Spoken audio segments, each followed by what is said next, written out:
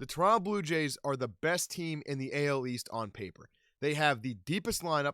They field, they run, they hit for power, they hit for contact. They have two front-end starters, one in Gausman, who's established, another one in Manoah, who's on the way up, is going to be considered a top 50 pitcher by the end of the year. They have depth starters to eat innings after them.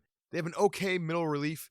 They have a pretty good closer. They are a complete team that has the sure moves to do at the deadline to completely bolster their roster and have them set up for the long run. They are in the best shape to win the AL East. But who in that division can challenge them? Let's look team by team.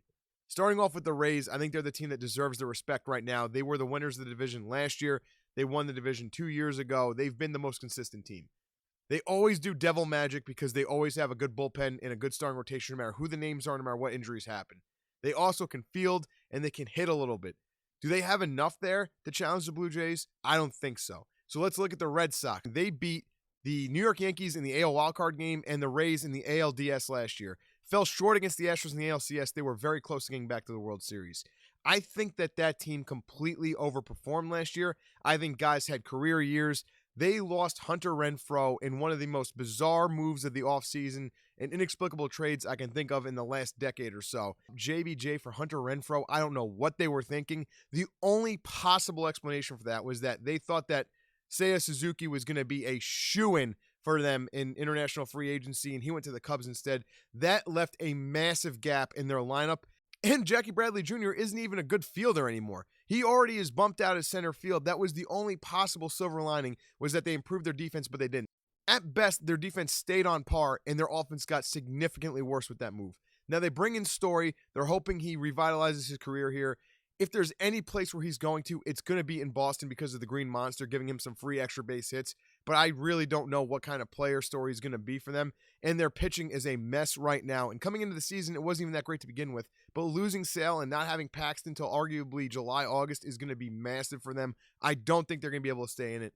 The only team left that really has a shot is the New York Yankees. And what the Yankees do, they have the same team that loses the same way year in and year out. And they just went even more in that direction. The only change to their roster that they made that to me made any sense at all was bringing in Kiner Falefa to play shortstop for them. He's a better defender than they've had there the last 3-4 years, and he actually puts the ball in play unlike the rest of the lineup. That move they made with the Twins makes absolutely no sense. Josh Donaldson is old. He's another all-or-nothing guy. I don't care what his on-base percentage is. I don't care if he's an improvement. I think this team would have been a lot better off keeping Urshela and keeping Gary Sanchez, even though Sanchez has been horrible for them the last couple of years. The Yankees are too old. I don't think their starting pitching holds up throughout the year. Their middle relief, which has really been the secret to their success the last 5 years, is significantly worse this year on paper than it's been in the past. They have 3 semi-reliable guys now, Johnny Lasagna being the only one that's the go-to guy. In the past 4 or 5 years, they've had at least 4 guys you can count on there. And Chapman, you have no idea what you're getting. He might strike out the side on 9 pitches. He might walk in the game-tying run on 16 pitches. He's too much of a wild card for the team to be consistent. The Yankees off the field are a mess too. This is the first time in a long time. The fans hate Boone. The fans are starting to hate Cashman. The fans are starting to question the ownership and how they're spending money. The Aaron Judge saga is going to be a big distraction for them, especially if the team doesn't get on track early in the season. I think they have way too many questions on the field. I think they have too many distractions off the field. I don't think they're going to have a good year this year. I think they're going to finish in 3rd, slightly above the Red Sox. I just thought it was going to be such an impossible task for them to try and repeat the year they had last year. And that was before Chris Sale got hurt in spring training. So that is a train wreck for them. I don't see the Red Sox finishing above 500. I don't see the Yankees winning more than 85 games. So really, the Rays are the only team that has a legitimate chance at challenging the Blue Jays. And when you look at them side by side, whoever wins that head-to-head series is probably going to be the winner of the division, because I expect both those teams to finish above 500 against the Yankees and Red Sox, and I expect both those teams to crush the Orioles. So when you're looking at the head-to-head series, just what are the Rays going to be able to do? They're going to have their whole bullpen stressed every single game trying to face that Blue Jay lineup. The Blue Jays are going to hit them nonstop.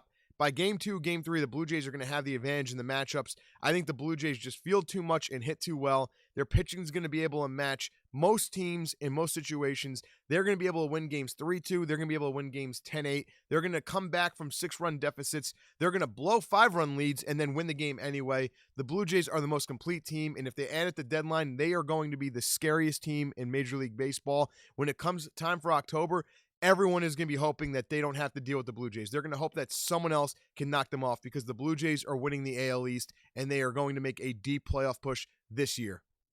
And there you have it for the 2022 AL East. The Blue Jays are definitely going to run away with the title this year. The Rays are going to get a wild card spot for sure. The Yankees and Red Sox, best case scenario for them is going to be fighting for a last wild card spot in the AL. But we will break down the wild card race and the overall playoff matchups in our next video here when we look at the entire MLB playoff picture predictions.